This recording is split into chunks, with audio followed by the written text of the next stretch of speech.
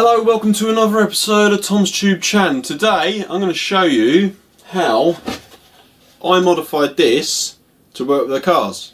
It's quite straightforward, and these can be picked up for £30 brand new, or if you're lucky enough on Facebook Marketplace for about 15 quid.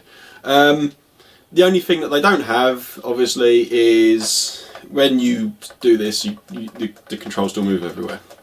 So if you've got a 3D printer, you could probably print something in there, but to be honest with you, it works really well. I'm going to show you how I changed mine over. Okay, so this is the FlySky i6. Like I said, you can pick these up dirt cheap. The quality of them is questionable, but the reason that I got hold of one is because these are great for most, but I have a gammy index finger, and trying to use one of these with this finger is difficult.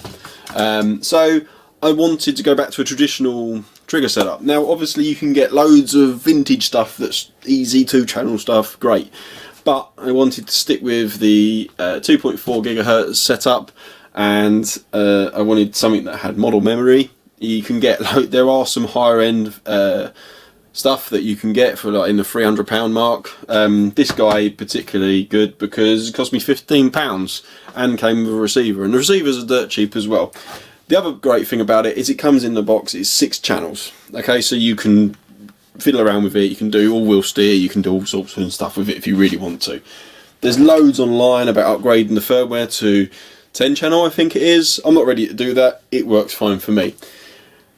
One of the things that you need to do with this is to swap these sticks around, because they're the other way around for a plane, and you want the one which resets itself on the left into the middle.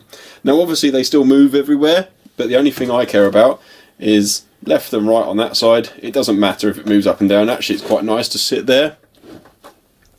This guy as well moves left and right, but it doesn't actually operate anything, it just goes up and down. Forward, backwards. So I'm going to show you how I modified this guy.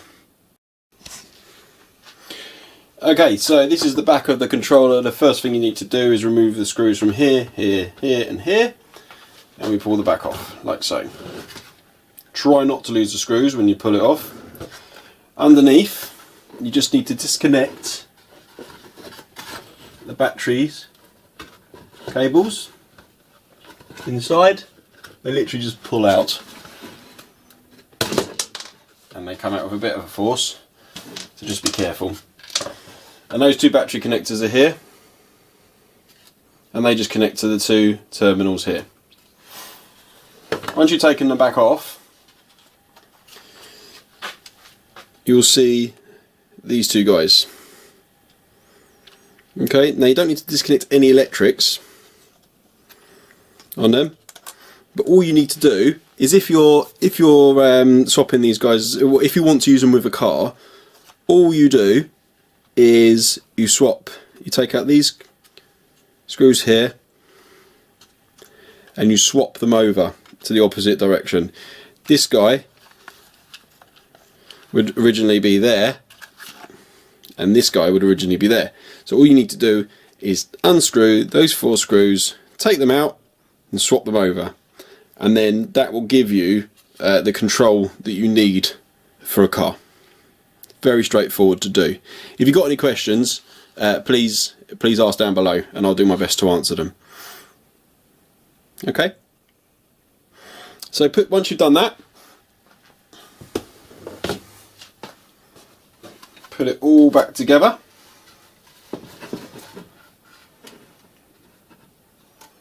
Making sure that you plug things back in where they came out. Always take note of where you plug stuff in. Take photos if you need to when you're doing this sort of stuff.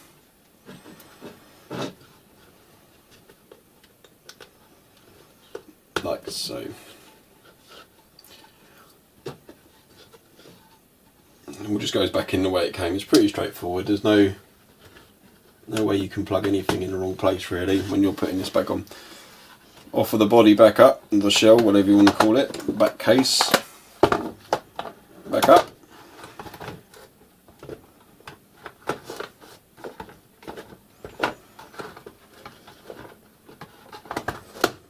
Like so.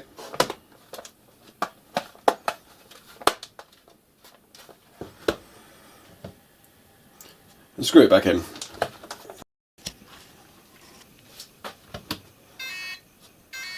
When you, excuse the beeping, when you turn these back on, they require all the switches to be in the upright position. Now obviously, because you swapped it around, this switch on the right needs to go down. This one doesn't actually matter. So yeah, it's good. Anyway, so I just wanted to show you this working on a car now. Back to my Tamiya CR01. So obviously, steering, left and right, like so, and forward and backwards, like so. So it basically turns it into a car controller. So it's great with loads of other features for not very much money. So yeah, great. I think it's great, and it's worked really well for me. So hopefully, if you're looking at one of these and you need to know how to change them into car control, it's really easy and straightforward. Thanks for watching another episode of Tom's Tube Chan. Again, all the details are in the description below. If you want anything from this video and you don't want to search for it, just click the link below. I've started a website, tomstc.co.uk. You may have heard me talking about it in another video. It's everything that I haven't got time to put into the videos, put on the website.